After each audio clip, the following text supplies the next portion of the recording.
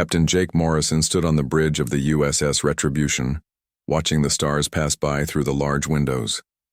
The ship was moving slowly through space, far from Earth and far from any human colonies. This was the edge of known space, where few ships dared to go. Jake had been a captain for 10 years. He was a tall man with dark hair and serious eyes. His crew trusted him completely. They had been together for 3 years, exploring dangerous parts of space and keeping humanity safe from unknown threats. "Captain, we are picking up something strange," said Lisa Hayes from her position at the communications station. Lisa was the ship's tactical officer, a smart woman who could spot trouble before anyone else. Her fingers moved quickly over the controls as she tried to understand what she was hearing. "What kind of strange?" Jake asked, walking over to her station. The bridge was quiet except for the soft hum of the ship's engines and the beeping of computers. "Radio signals, sir.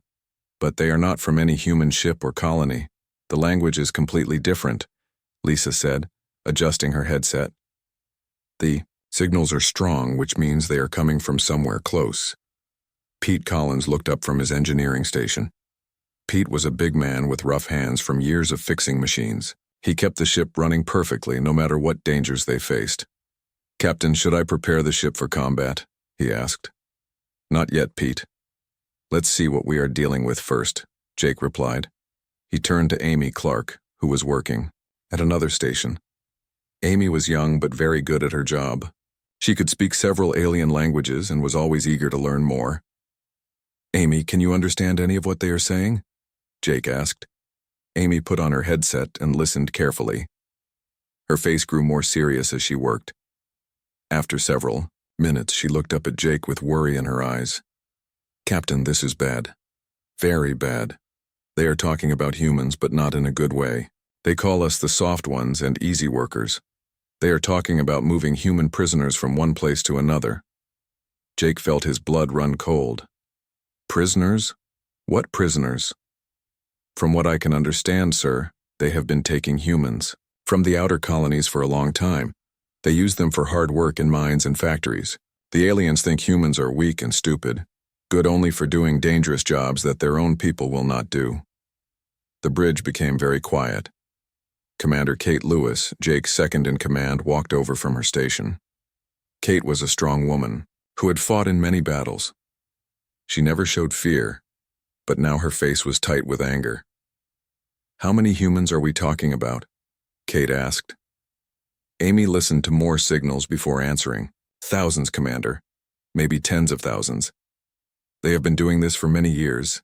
The aliens call themselves the Zephyrian Empire, and they think they own this part of space." Jake felt anger building inside him like a fire. Human colonies on the edge of space had been disappearing for years. Earth's government had thought they were just lost in space accidents or attacked by pirates. No one had imagined that an alien empire was stealing people and making them slaves. "Can you find out where these signals are coming from?" Jake asked Lisa. "Already working on it, Captain," Lisa said, her fingers flying over the controls. "There are several sources. The strongest one is coming from a planet about 2 days away from here." Pete stood up from his station. "Captain, we need to tell Earth about this. They need to know what is happening to our people." "We will, Pete. But first we need to know more. Amy, keep listening to those signals. I want to know everything about these Zephyrians and what they are doing to our people." For the next several hours, the crew of the USS Retribution worked to understand what they had discovered. Amy translated more conversations, learning that the Zephyrians had been taking humans for over 20 years. They would attack small colonies when no one was watching, taking the people and leaving the places empty. The aliens thought humans were perfect slaves because they could work in dangerous conditions and did not fight back much. They kept humans in terrible conditions, feeding them just enough to keep them alive and working. Dr. Nina Foster, the ship's medical officer, listened to Amy's translations with growing horror.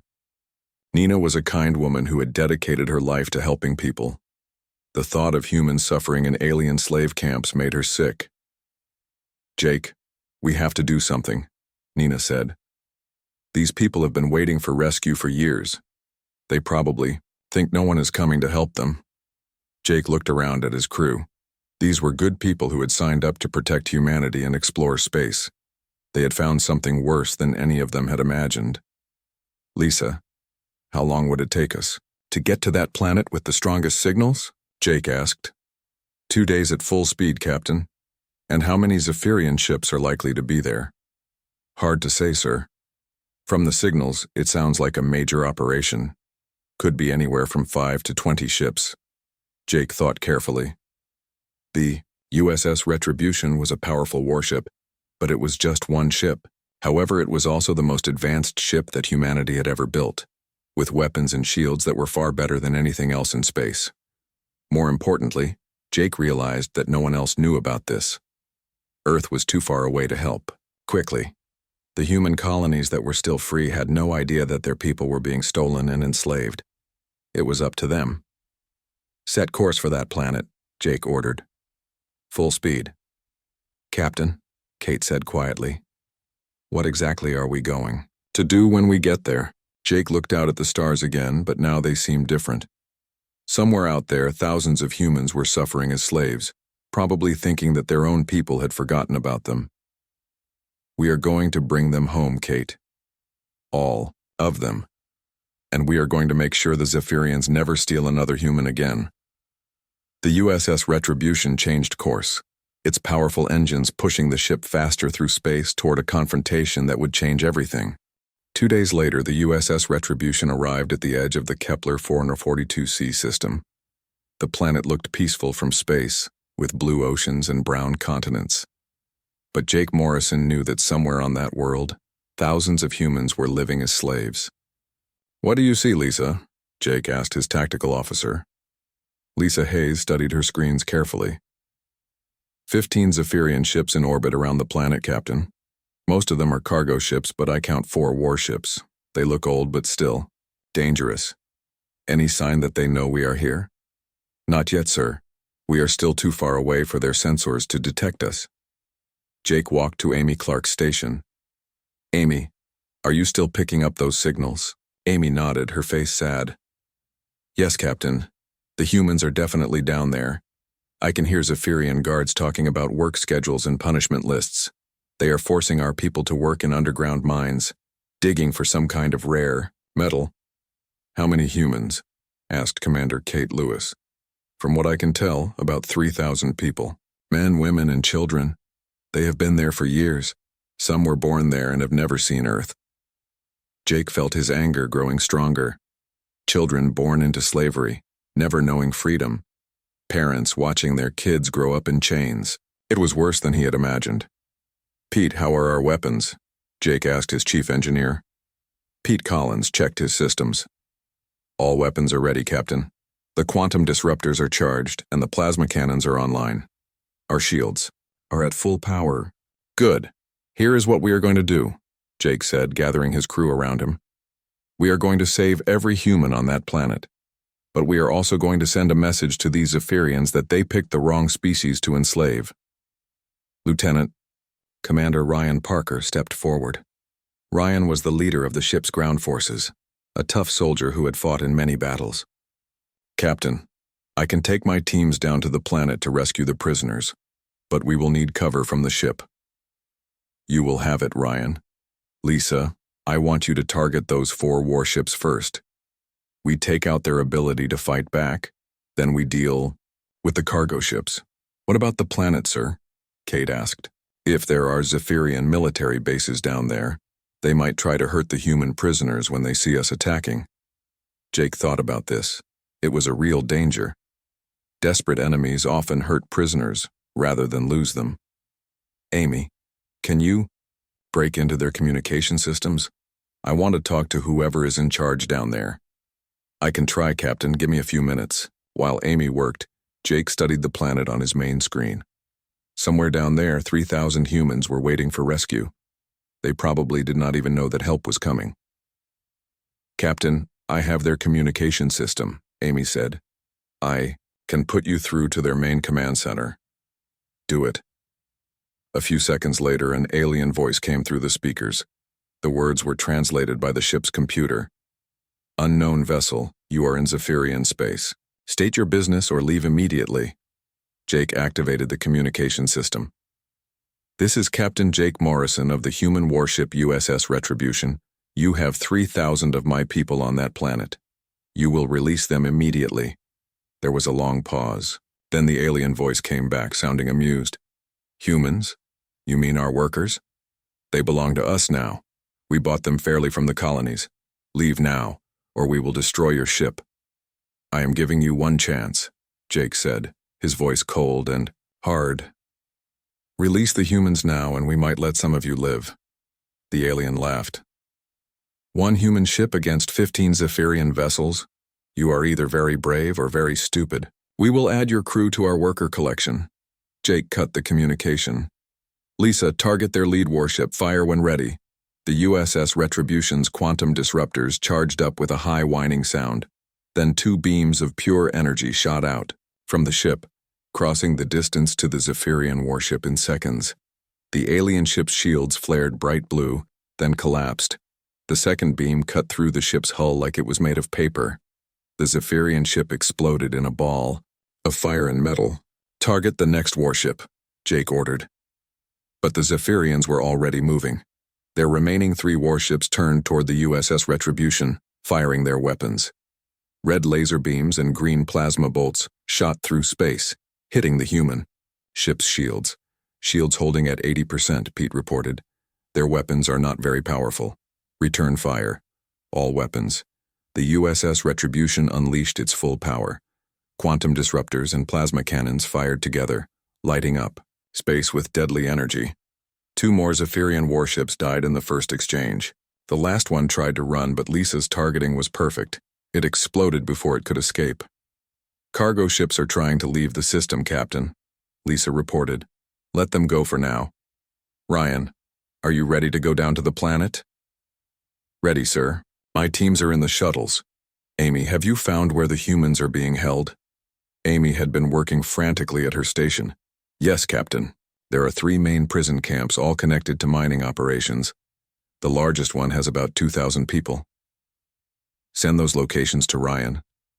Pete, I want you to target every Zephyrian military base on the planet. But be careful not to hit anywhere near the human prisoners." "Already working on it, Captain," Pete said. "I can see 12 military installations from orbit. None of them are close to the prison camps." Jake opened a channel to Ryan's shuttle. "Ryan, you are clear to launch. We will provide cover fire from orbit." "Understood, Captain. We will bring our people home." 3 shuttles left the USS Retribution and flew toward the planet. At the same time, the warship began firing at the Zephyrian bases on the surface. Each shot from the plasma cannons turned buildings into piles of burning rubble. Down on the planet, the Zephyrian guards were panicking. They had never seen human weapons before and did not understand how powerful they were. Some tried to fight, but most just ran. Ryan's teams landed near the largest prison camp and quickly overwhelmed the guards. When they broke down the doors of the prison buildings, they found hundreds of humans in terrible condition. Many were sick and weak from years of hard labor and poor food. "This is Parker to Retribution." Ryan's voice came over the radio. "We have found them, Captain, but it is bad. These people have been through hell. Get them to the shuttles, Ryan. We will take care of them once they are on the ship." Dr. Nina Foster was already preparing the medical bay for hundreds of patients. She had called in every medical officer on the ship to help. As the rescue continued, Jake targeted more Zephyrian installations on the planet. Each blast sent a message. Humans were no longer easy prey. They had teeth now, and they were not afraid to use them. "Captain," Amy called out, "I am picking up a transmission from the planet. The Zephyrian commander wants to surrender." Jake thought about it for a moment. Then he opened the communication channel. "This is Morrison." "Please stop firing," the alien voice begged. "We surrender. We will give you all the human workers." "You already lost that chance," Jake replied, "when you laughed at me and threatened to make my crew into slaves. Now you get to see what happens when you pick a fight with humanity." Jake cut the communication and ordered Pete to continue firing, by wire. The end of the day, every Zephyrian base on Kepler 442c was destroyed. 3,000 humans were safe aboard the USS Retribution. The planet still had its forests and oceans, but the cities where the aliens had lived were now smoking ruins. Jake stood on the bridge, looking down at the planet. He knew this was just the beginning. There were other worlds, other prison camps, other humans waiting for rescue. Set course for the next system, Lisa. We have more people to save. Word of the attack on Kepler 442c spread quickly through Zephyrian space. The aliens had never seen weapons like the ones on the USS Retribution. They had never faced an enemy that could destroy their warships so easily. Jake Morrison stood in the medical bay watching Dr. Nina Foster treat the rescued humans. Many were sick and weak from years of slavery. Some had never seen another human ship. Children who had been born in the prison camps stared at Jake with wide eyes, not understanding that they were finally free. "Captain," Nina said quietly, "these people have been through terrible things. Some of them have been slaves for over 15 years. They need time to heal." "They will have it," Jake promised. "But first, we need to make sure no other humans suffer like this." Jake walked back to the bridge where his crew was studying star maps and alien signals. Amy Clark had been working day and night, listening to Zephyrian communications from across their empire. "What have you found, Amy?" Jake asked. "It is worse than we thought, Captain. The Zephyrians have been taking humans from 17 different worlds. There are prison camps and slave factories all over their space. They have been doing this for over 20 years. Commander Kate Lewis looked up from her station. "How many humans are we talking about?" "At least 50,000, maybe more. The Zephyrians keep very detailed records of their slaves. They treat humans like animals, keeping track of how much work each person can do." Jake felt his anger burning hotter. 50,000 humans living as slaves while Earth had no idea what was happening to them. "There is something else, Captain," Amy continued. "The Zephyrian Emperor has ordered all military fleets to hunt for us. They are calling the USS Retribution the Death Ship and offering a huge reward for our destruction."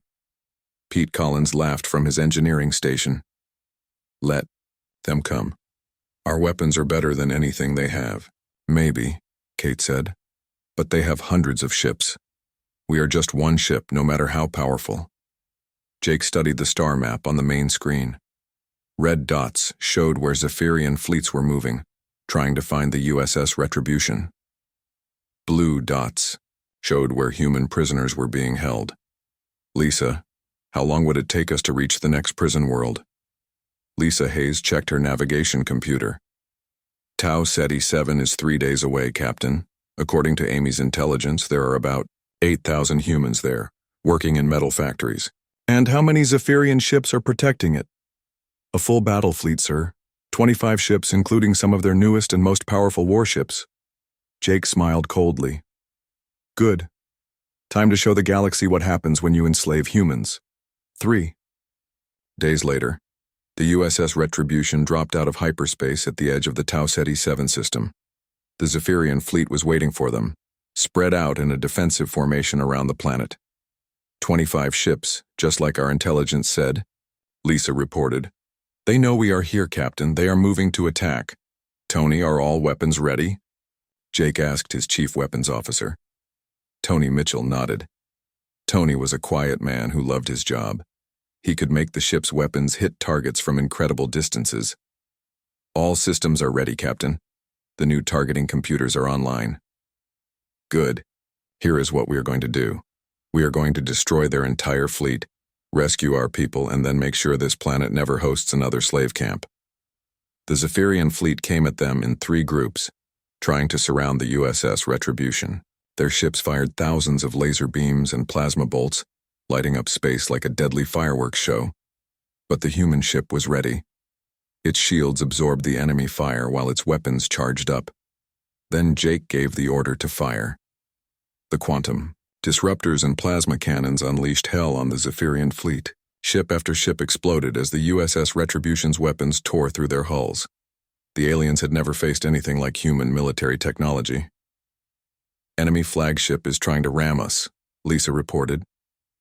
"Destroy it," Jake ordered. Tony's targeting was perfect. The quantum disruptors hit the massive Zephyrian flagship in its engine section. The ship broke apart in a brilliant explosion that lit up the entire system. In less than an hour, the entire Zephyrian fleet was destroyed. 25 ships reduced to floating wreckage and glowing gas clouds. Ryan, take your teams down to the planet. Find our people and get them out of there. Already on our way, Captain, Ryan Parker replied from his shuttle. While the ground teams worked to rescue the human prisoners, Jake turned his attention to the planet itself. Tau Ceti 7 had 3 major cities, all built around slave factories where humans were forced to work 18 hours a day. Amy, send a message to any Zephyrians still on the planet, Jake ordered. Channel open, Captain. This is Captain Morrison. You have exactly 1 hour to evacuate your people from this world. After that, we are going to destroy every building, every factory, and every facility that was used to enslave humans. Anyone who stays will die with their slave empire.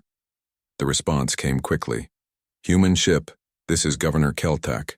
You cannot destroy our cities. There are millions of Zephyrians living here. You should have thought about that before you made this planet into a slave world, Jake replied. You have 59 minutes. All across the planet, Zephyrian transport ships began launching as the aliens fled their cities. Many took only what they could carry, leaving behind everything they had built with human slave labor. Ryan's teams found the human prisoners in terrible condition. They had been worked nearly to death in the metal factories, breathing poisonous air and handling dangerous chemicals without protection. Many were sick and dying. This is Parker to Retribution. We have found them, but we need medical teams down here right away. These people are in bad shape. Dr. Nina Foster and her medical teams rushed down to the planet while Jake watched the Zephyrian evacuation. When the hour was up, most of the aliens had left, but many buildings and factories remained. Tony, target every slave facility on the planet. Turn them into glass. The USS Retribution's weapons fired again and again, each blast destroying another factory or prison camp. The cities that had been built on human suffering were reduced to smoking craters. But Jake was not finished. Pete, do we have any of those planet-cracking charges left? Yes, Captain, but those are meant for destroying asteroids, not inhabited worlds. This world will never be inhabited again, not by slavers. Jake ordered the deployment of gravitational bombs in the planet's major fault lines. The explosions would make most of the planet uninhabitable for centuries, ensuring that no one could rebuild the slave factories. As the USS Retribution left the Tau Ceti 7 system, the planet behind them was already beginning to shake apart. Massive earthquakes split the continents while volcanic eruptions filled the sky with ash and fire. Captain, Kate said quietly, we just destroyed an entire world. No, Jake replied, watching the planet burn. We destroyed a slave world. There is a difference. Amy looked up from her station. Captain, I am picking up transmissions from all over Zephyrian space. They are calling us monsters. They say we are worse than any enemy they have ever faced. Good, Jake said. Fear will make them think twice before they take another human prisoner. But Amy's next report was more troubling. Sir, there is something else. The Zephyrians are not just running away. They are killing human prisoners on other worlds. They say if they cannot keep their slaves, then no one can have them. Jake felt his blood turn to ice. The aliens were murdering humans rather than lose them. Innocent people were dying because of his actions. How many? He asked. At least 3,000, so far from what I can tell. They are executing prisoners on 5 different worlds. Jake closed his eyes for a moment, feeling the weight of those deaths. Then he opened them again, and his expression was harder than steel. Lisa, plot a course to the nearest world where they are killing prisoners. Maximum speed. Captain, Kate said, maybe we should contact Earth, let them know what is happening, get more ships to help. There is no time, Jake replied. Every minute we wait, more humans die. The Zephyrians want to play this game? Fine. But they will not like how it ends. The USS Retribution turned toward its next target, carrying its crew deeper into a war that was becoming more terrible with each battle. Jake knew they were crossing lines that could never be uncrossed, but he also knew that somewhere in the darkness of space, human slaves were waiting for rescue, and he would not let them down, no matter what it cost. The USS Retribution arrived at Proxima Centauri 9 too late. Jake Morrison stood on the bridge, staring at the images coming from the planet's surface. 10,000 human bodies lay scattered across vast execution grounds near the planet's capital, city.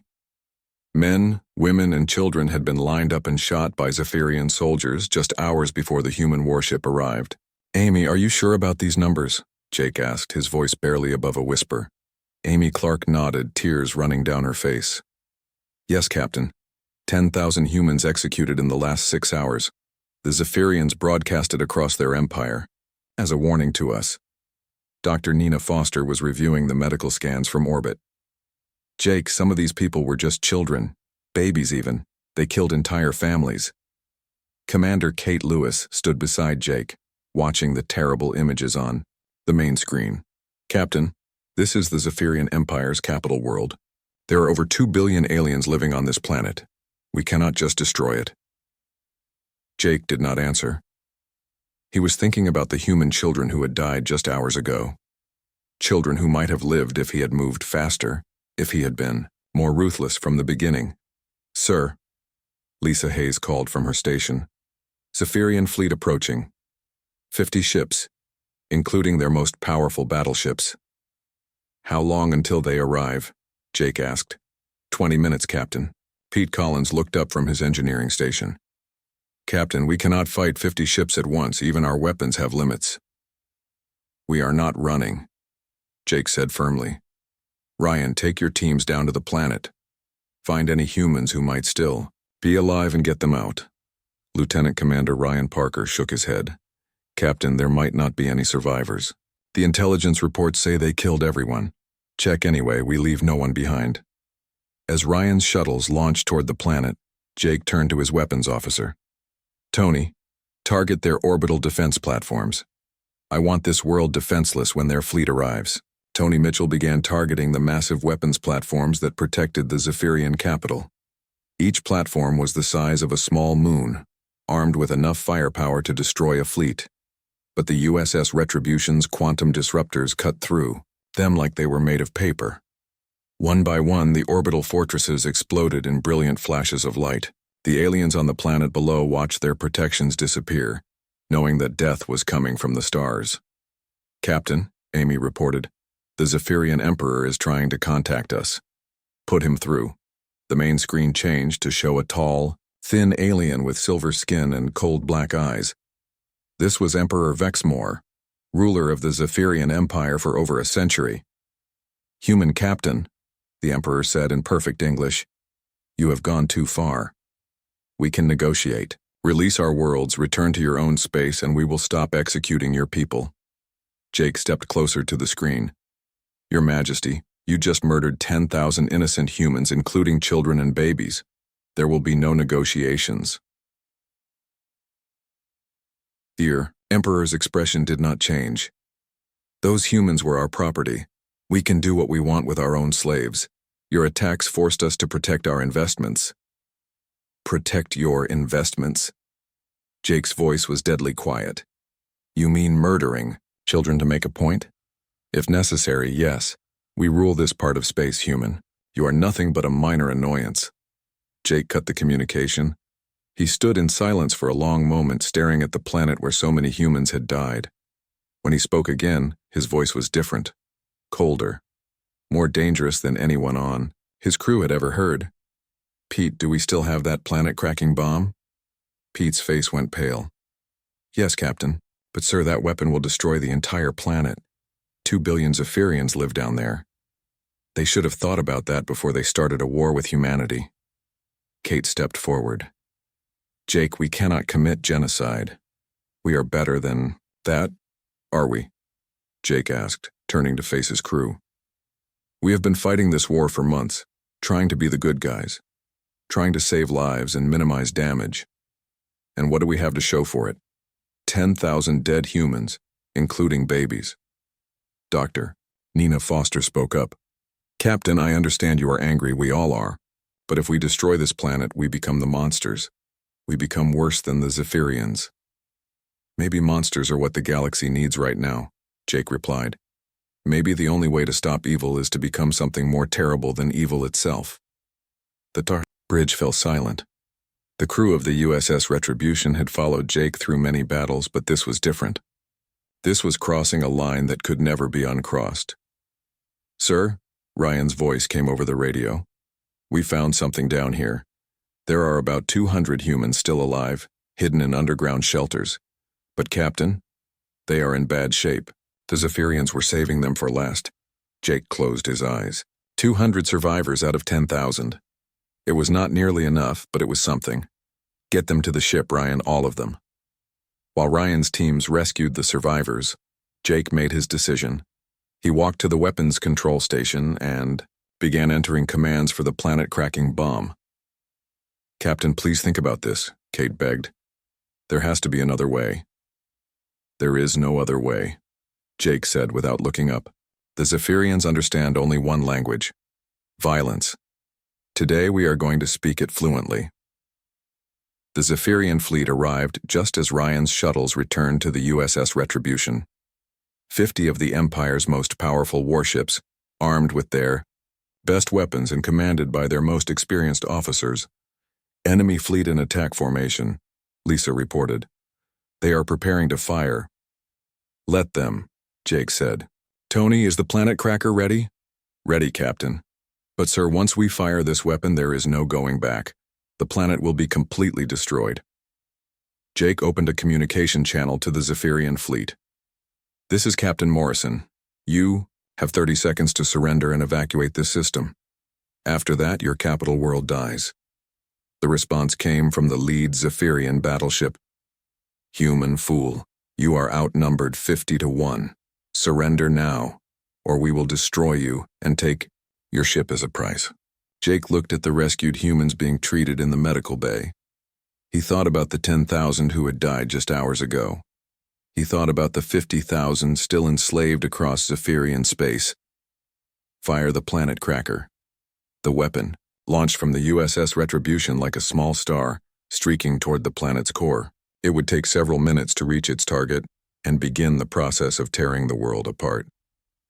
The Zephyrian fleet attacked immediately, firing every weapon they had. Space filled with laser beams and plasma bolts as 50 ships tried to destroy the single human vessel. But Jake was not interested in fighting the fleet. "All power to engines, get us away from the planet." "Captain," Lisa asked, "what about the Zephyrian ships?" "They will not matter in a few minutes." The planet cracker reached its target and detonated in the planet's core. At first, nothing seemed to happen. Then small earthquakes began. Then bigger ones. Then the planet itself started to come apart. The Zephyrian fleet stopped firing as they watched their homeworld die. Massive chunks of rock and metal flew into space while the planet's core turned into a miniature sun. 2 billion Zephyrians died in less than an hour. Several Zephyrian ships tried to run, but the explosion caught them. Others were destroyed by debris flying through space at incredible speeds.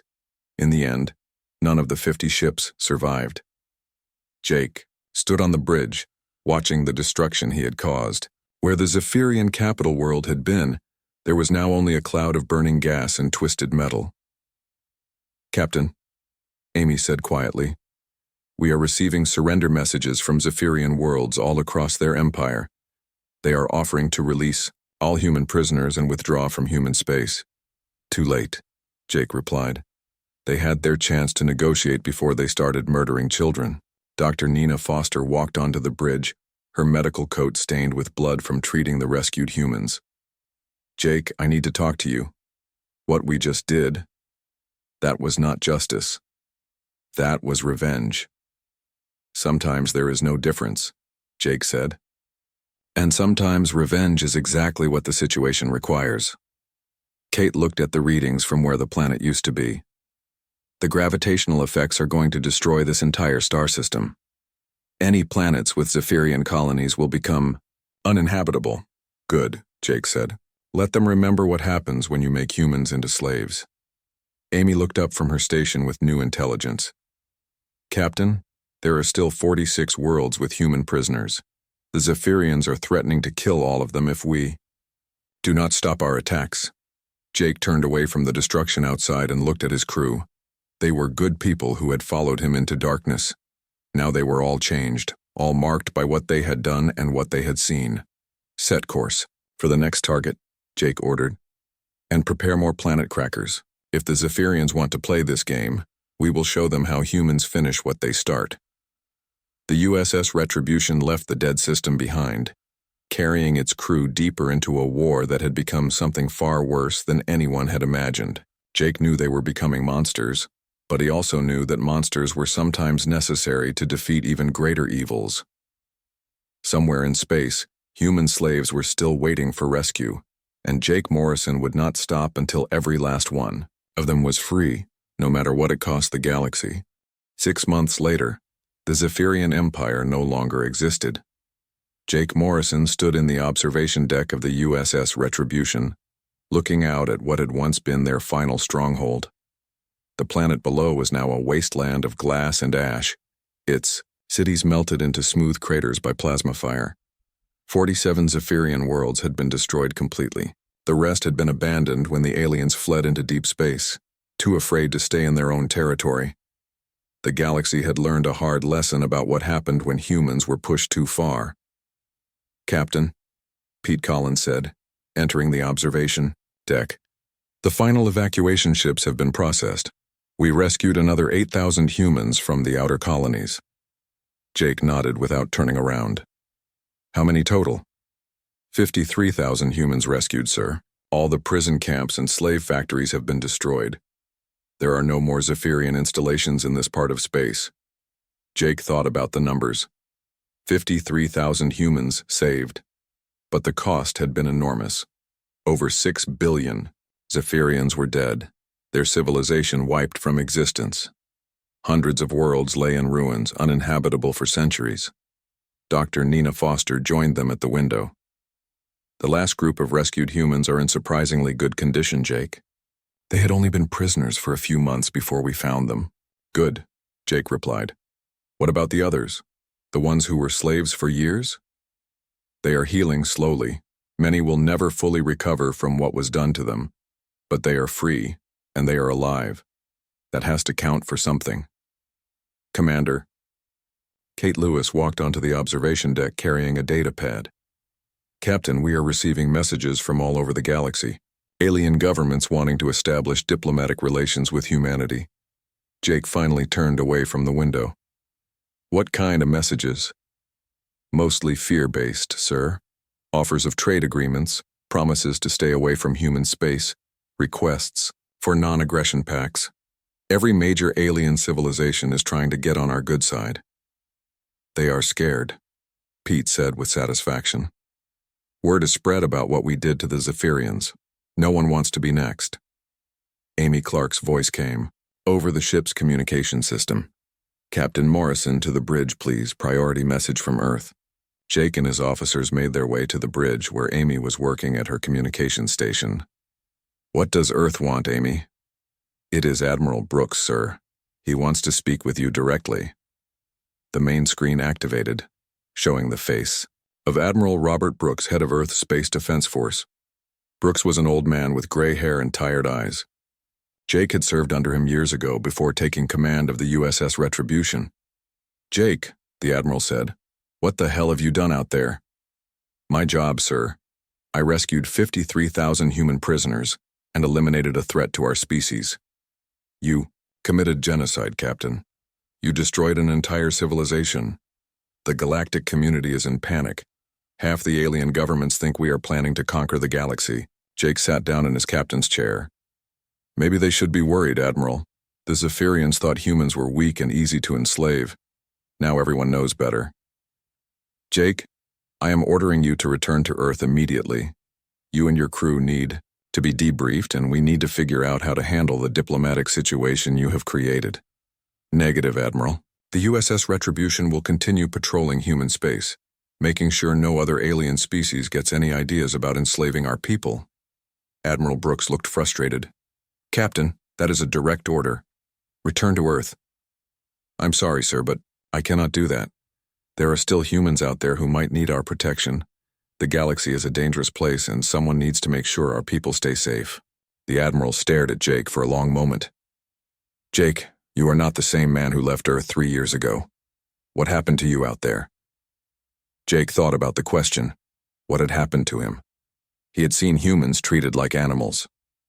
He had watched children die in slave camps.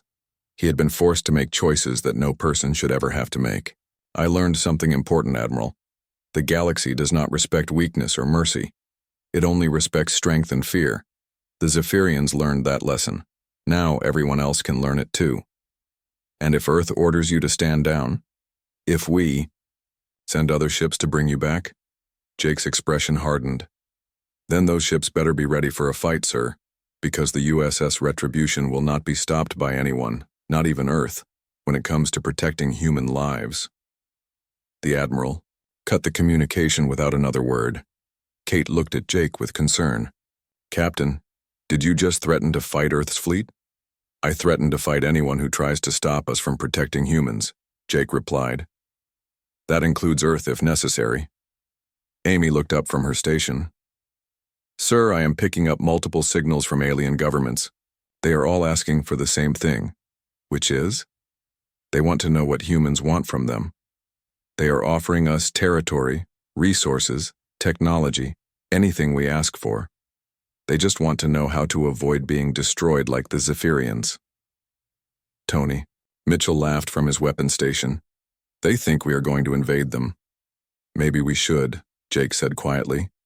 Maybe the galaxy would be a better place if humans were in charge. Dr. Nina Foster stared at Jake in shock. You cannot be serious. You are talking about conquering the entire galaxy.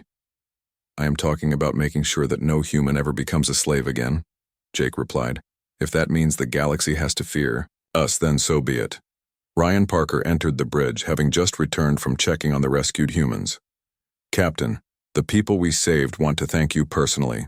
They know what you did to rescue them, and they are grateful. Jake stood up and walked to the main view screen, which showed the stars of human space. Tell them they do not need to thank me, Ryan. Tell them that what happened to them will never happen to any human again. How can you be sure? Ryan asked. Jake pointed at the stars. Because the galaxy knows now that humans are not prey. We are predators, and predators protect their own. Lisa Hayes looked up from her navigation station. Captain, where do we go from here? The Zephyrian Empire is gone. All their prisoners have been rescued. We patrol, Jake said simply. We watch. We make sure that every alien civilization in the galaxy remembers what happens when they threaten humanity. The USS Retribution will be our calling card, a reminder that humans have teeth and are not afraid to use them. Amy intercepted another signal. Captain, this one is different. It is from a group called the Galactic Council. They want to offer humanity a permanent seat on their ruling body. Tell them we are not interested in joining their club, Jake replied. Tell them that humanity makes its own rules now. Pete checked his engineering reports. Captain, the ship is in perfect condition. All weapon systems are fully charged and ready. We can continue operations indefinitely. Good, because this is our new mission. We are no longer explorers or diplomats. We are guardians. We make sure that humanity never again has to beg for respect or mercy from alien species. Kate walked over to Jake. And if Earth tries to stop us? If they send the entire fleet? Jake looked at his crew, these people who had followed him through hell and back. They were no longer the same people who had started this mission. They were harder now, shaped by what they had seen and done. Then Earth will learn the same lesson as everyone else, Jake said. That the USS Retribution protects humanity, even from humanity itself if necessary. Dr. Nina Foster shook her head sadly. Jake, we have become the very thing we fought against. We have become the monsters that others fear in the darkness. Yes, Jake agreed. But we are humanity's monsters. And sometimes that is exactly what the galaxy needs. The USS Retribution continued its patrol through human space, a dark guardian ensuring that no species would ever again mistake human kindness for weakness. The galaxy was a quieter place now, filled with civilizations that understood the price of threatening humanity. In the darkness between the stars, the death ship waited and watched, ready to remind anyone who forgot the lesson that the Zephyrians had learned too late. Humans were no longer prey. They were apex predators, and they protected their own with absolute and merciless determination. The age of human vulnerability was over. The age of human dominance had begun,